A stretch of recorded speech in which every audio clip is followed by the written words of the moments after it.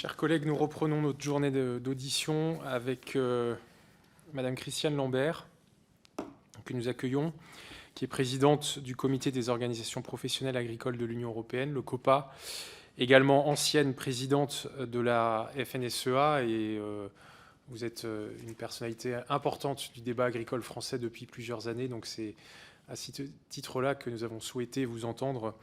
Madame la Présidente, je rappelle que vous avez présidé la FNSEA d'avril 2017 à avril 2023. Donc c'est une présidence qui recouvre là aussi une partie importante de notre pas de temps retenu pour la commission d'enquête et que vous connaissez bien le fonctionnement de l'agriculture française et également les mécanismes européen. Madame la Présidente, je vous laisserai dans quelques instants la parole pour un propos introductif de 10 minutes, et puis ensuite on fera des questions-réponses. Avant toute chose, je dois vous rappeler que l'article 6 de l'ordonnance du 17 novembre 1958 relative au fonctionnement des assemblées parlementaires impose aux personnes auditionnées par une commission d'enquête de prêter le serment de dire la vérité, toute la vérité, rien que la vérité. Je vous demanderai de bien vouloir lever la main droite et dire « je le jure ». Merci beaucoup. Madame la Présidente, vous avez la parole pour 10 minutes. Merci beaucoup. Merci, Monsieur le député, Messieurs les députés, Messieurs. Merci pour cette invitation. Il est important, effectivement, de mêler la réflexion française et la réflexion européenne, tant l'horizon pour les agriculteurs est un horizon européen. L'agriculture française s'inscrit dans les dispositifs existants aujourd'hui, qu'il s'agisse de la politique agricole commune, des politiques régionales, territoriales, des fonds de développement, qu'il s'agisse aussi du sujet de la dernière mandature, notamment le Green Deal et l'ensemble des prévisions qui ont été faites. Lorsque j'étais présidente de la FNSEA, mais même avant, lorsque j'étais première vice-présidente de Xavier Belin, nous avions alerté les pouvoirs publics sur la régression de l'agriculture française, la perte de compétitivité, dans un exercice que nous avions appelé en 2014 les États généraux de l'agriculture, avec 3 thématiques, compétitivité, durabilité et innovation. Vous voyez que nous étions dans le ton des sujets qui nous animent aujourd'hui, ce qui illustre que c'est un sujet que les responsables professionnels portent depuis pas mal d'années. Élu en 2017 à la tête de la FNSEA, nous avons beaucoup travaillé pour mettre en place les États généraux de l'alimentation, faisant le constat qu'en raison de revenus faibles, voire négatifs pour un certain nombre d'agriculteurs, nous avions des difficultés économiques, des arrêts d'activité. Sur les 10 dernières années, la Ferme France a perdu 100 000 exploitations. Les secteurs les plus affectés ayant été ceux qui sont les plus employeurs de main-d'œuvre, recensement agricole après recensement agricole. Les secteurs très employeurs étaient victimes de la plus forte baisse de ressortissants. Victimes aussi les secteurs fruits et légumes, très concurrencés par les pays du Sud notamment, mais même par un certain nombre de pays européens, pas que du Sud, qui ont fait de la production agricole un enjeu stratégique face à l'augmentation de la population et donc l'élévation de la demande alimentaire européenne et mondiale. Il y a un sujet que nous avons porté aussi énormément au niveau français, c'est la question des moyens de production, et notamment l'accès harmonisé aux moyens de production, qu'il s'agisse des produits phytosanitaires, des produits de traitement des cultures, de l'accès à l'eau. Dans le récent rapport sur l'évolution de la souveraineté agricole et alimentaire produit par France Agrimer et Agreste et Météo France que j'ai parcouru, il est énoncé le nombre de produits phyto disponibles en France et le nombre de produits phyto disponibles dans d'autres pays. Nous nous situons en 4e position. Il y a par contre, pour un certain nombre de secteurs, et notamment dans les ex-nouveaux pays d'Europe centrale et orientale, des conditions de production qui sont bien différentes et une vraie difficulté à connaître précisément les moyens de production utilisés. La souveraineté alimentaire est un terme qui est apparu plus avant dans les discussions agricoles depuis la crise Covid en 2020, en mars 2020, lorsque sachant que nous allions être confinés, le président de la République français a dit confier notre alimentation à autrui serait folie. Nous devons reconsidérer notre souveraineté alimentaire. C'est un choix de rupture et je l'assumerai. Cela a suscité beaucoup d'espoir chez les agriculteurs et notamment à la FNSEA, où nous avons à ce moment-là produit un document dès le mois de mai 2020, manifeste pour la souveraineté alimentaire solidaire, mettant en avant la nécessité de produire un minimum dans chacun des pays, mais quand même de commercer, ce que l'Union européenne appelle l'autonomie stratégique ouverte, c'est-à-dire produire et commercer, mais dans des conditions équitables. Depuis donc la crise Covid a ouvert les yeux sur le caractère essentiel de l'alimentation. Les médias s'interrogeaient beaucoup sur la crainte de pénurie. Puis la guerre en Ukraine, déclenchée le 24 février 2022, a montré le caractère stratégique de l'alimentation, alors que Vladimir Poutine a fait de l'alimentation une arme ainsi que de l'énergie. Mais on peut dire aussi ainsi que des engrais, puisque nous sommes très dépendants de la Russie pour nos fournitures d'engrais, à la fois la France mais aussi l'Europe. J'aurai l'occasion de revenir sur quelques chiffres.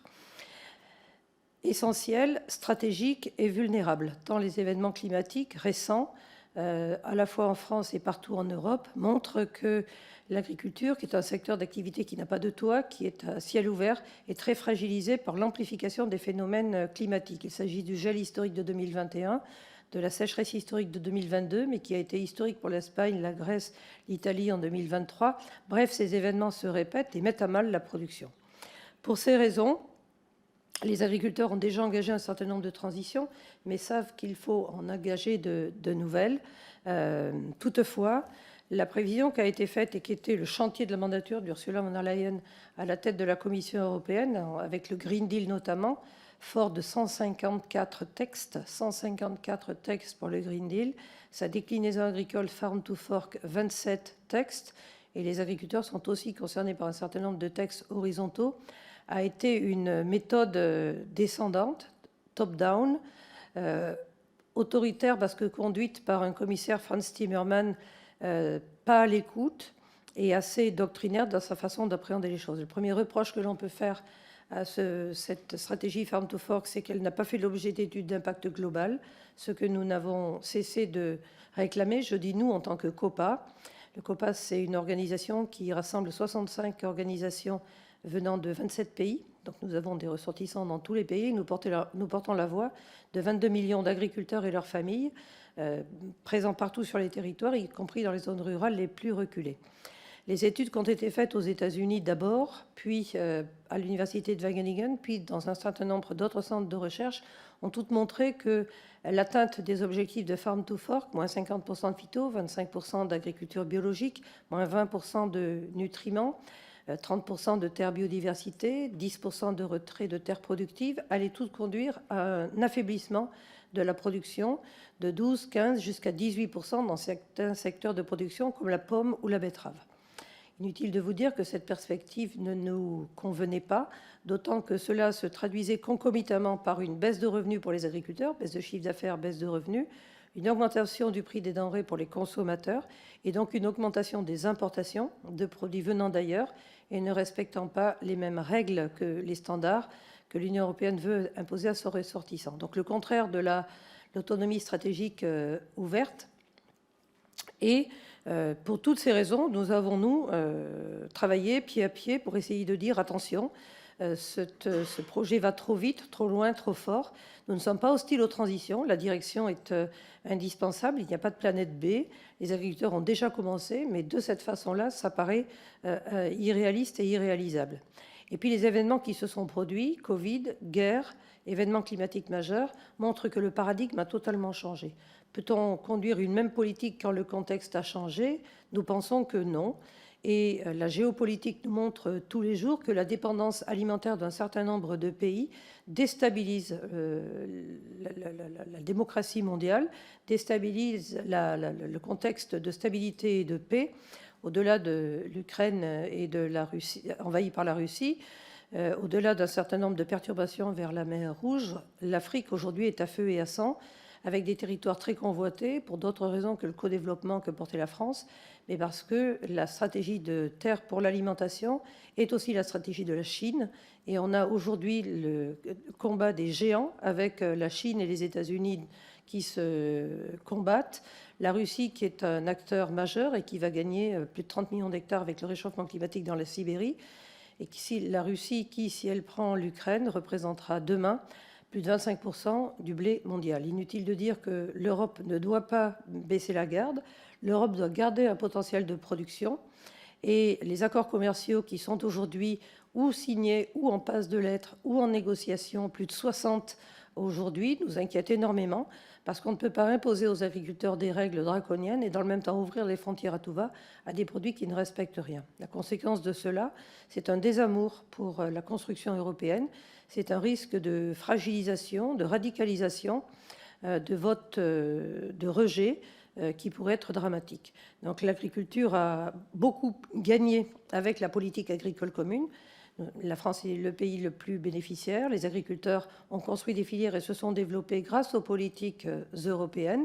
Mais le Green Deal doit être une parenthèse dans son amplitude, même s'il faut continuer à tendre vers les transitions. Je pense que la méthode est à revoir. Pour preuve, Ursula von der Leyen elle-même a décidé le lancement d'un dialogue stratégique pour l'avenir de l'agriculture, une sorte de claque à Franz Timmermans et sa méthode descendante. Et aujourd'hui, je suis membre de ce conseil pour le dialogue stratégique et nous travaillons pour essayer de trouver un consensus et non pas des injonctions descendantes qui ont été rejetées socialement par les agriculteurs.